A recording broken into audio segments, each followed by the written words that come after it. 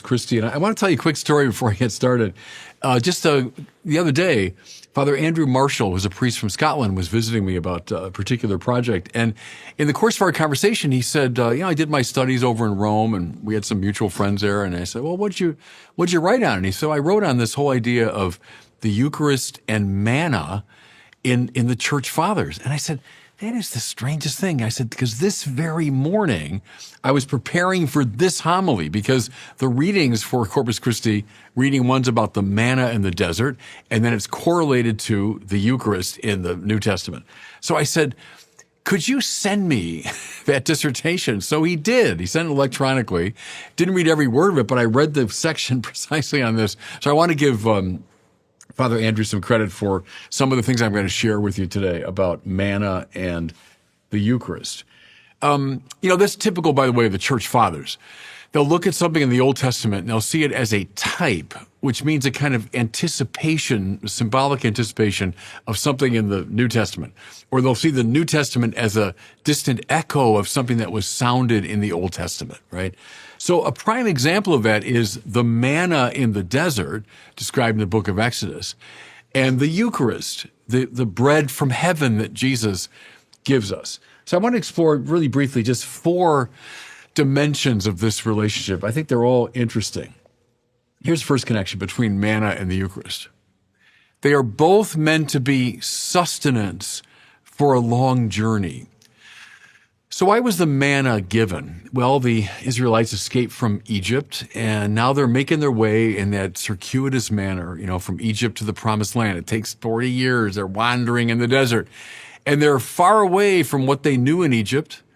In fact, they're longing, as they say, for the flesh pots of Egypt. At least there we had enough to eat. Here we are in the desert. And so the Lord sends them bread from heaven. This mysterious substance appears, this manna, so called, by the way, because manhu in Hebrew has a sense of, what's that? What is that? So they call it manna, right? And it sustains them on their long, perilous journey through the desert. Okay, what's the Eucharist? Same thing. It's food for a long journey. Our journey now out of sin, but then through the difficulties and obstacles and dangers of this life, on our way to fulfillment in heaven. What do we need? Sustenance, spiritual food. See, in an unhealthy way, we're fed by our sin. We hope to find some kind of sustenance there, but we've turned from that. So we're not going to go back to the flesh pots of Egypt.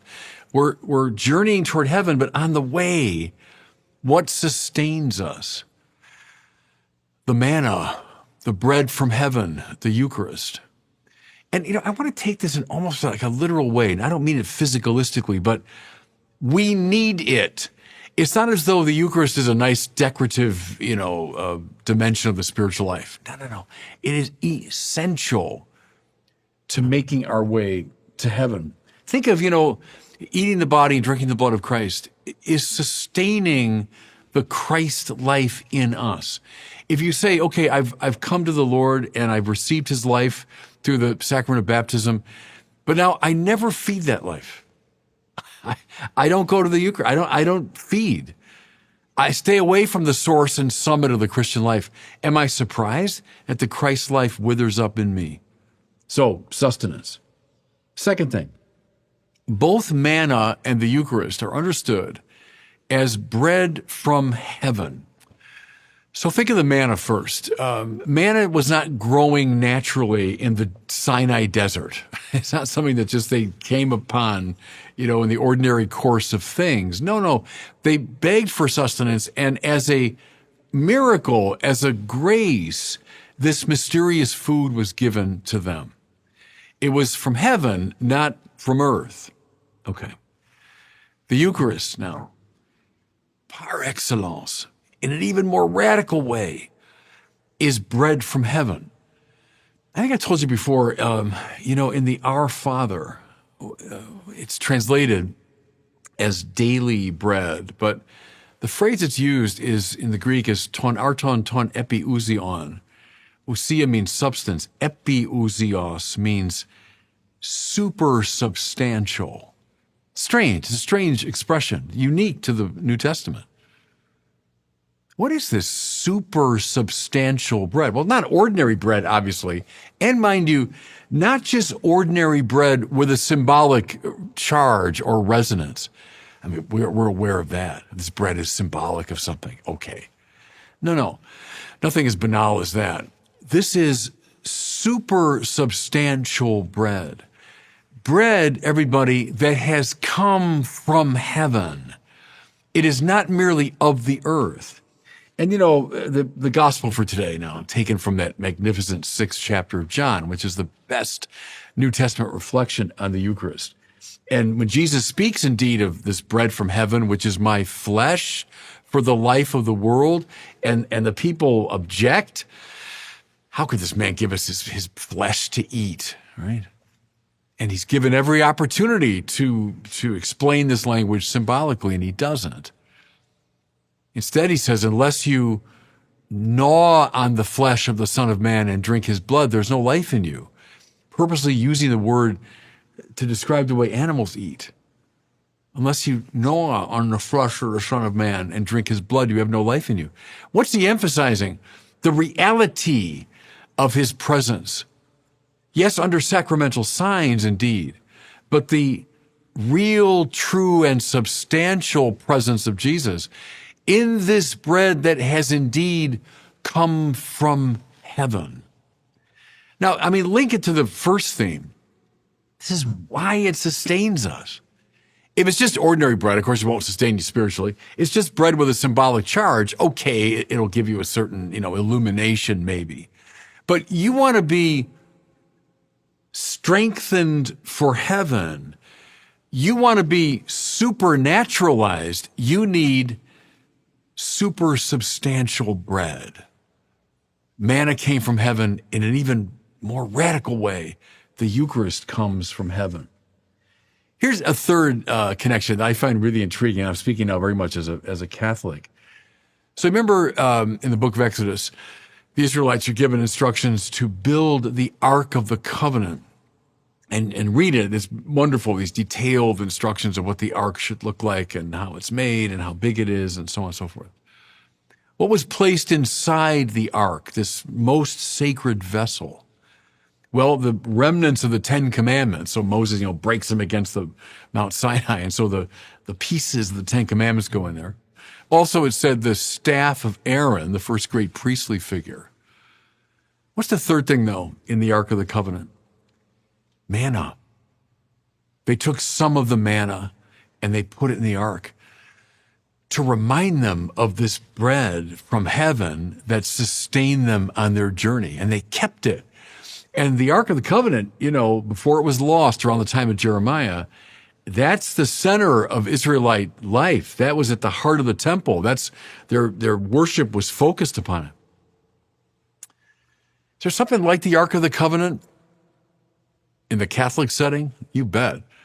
You go to a Catholic church, it's a place where we gather to pray, yes, a place where, we sing hymns and yes, all of that. But why is a Catholic church a sacred place? Not because of any of that. It's a sacred place because it's the Domus Dei, we say. It's the house of the Lord. Because in the Catholic Church, there resides the Eucharist, the real presence of Jesus. And where do we keep it? We keep it in a version of the Ark of the Covenant, the tabernacle in a Catholic church, which becomes the focal point of our prayer and adoration, is hearkening back to the Ark of the Covenant.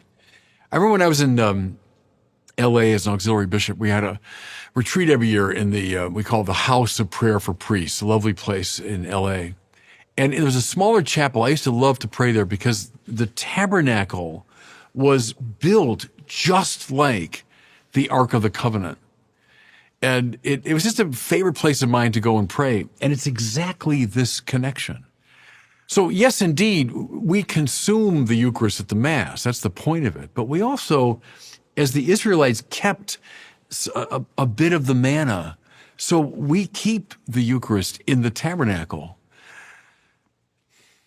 Can I tell you how many times in parishes and dioceses the spiritual life is renewed when the people adore the Blessed Sacrament? When first a few, then more, and then many, and then an army begins to adore the Blessed Sacrament, parishes and dioceses come back to life. The Ark of the Covenant, it held the manna, and now it holds the Eucharist. Okay, here's a final connection symbolically between manna and the Eucharist. See, manna was appreciated by ancient Israel as bread for the journey, not food for the destination. Now, what do I mean? Well, as they were journeying through the desert and they were hungry, they were given manna to eat. But it was always understood, and indeed it was confirmed, that when they got to the promised land, flowing with milk and honey, right? This rich promised land. Well, they wouldn't need the manna anymore. And so as Israel passes, remember, across the Jordan, they go like around Jericho, they enter into the promised land, we are told the manna ceased. Now, here's the connection, everybody. The Eucharist, Jesus really, truly, and substantially present, but under sacramental signs. Do we see him, I'll use Thomas Aquinas' language here, do we see him in his proper species, his proper appearance in the Eucharist? No. We see him according to a sacramental species. Therefore, we see him veiled. Real, true, and substantial, yes, indeed, but sacramentally veiled. That's the food that we eat, everybody, as we're on the way. Will the Eucharist give way? Yeah. Will there be the Eucharist in heaven? No. Now, why? Because it's no good? No, it's that we now are ushered into the promised land of heaven, where we commune with the Lord face to face, where we see him in his proper species, where we've left the desert and that long journey through the desert, and we've come to the promised land. We come to the place flowing with milk and honey. We come to heaven. And in heaven, the sacramental signs give way because the reality appears. It's a bit like, I can't look at the sun directly, but I can see it reflected in the light of the moon. I can spend all night contemplating the moon. But once I'm in the presence of the sun and am able with elevated eyes to see it, I don't need to look at the moon. And so the Eucharist gives way in heaven, just as the manna gave way once they reached the promised land. Let these sink in, everybody. That's the beauty of these typological images. They allow us to meditate upon different dimensions of this great mystery. Maybe revisit the text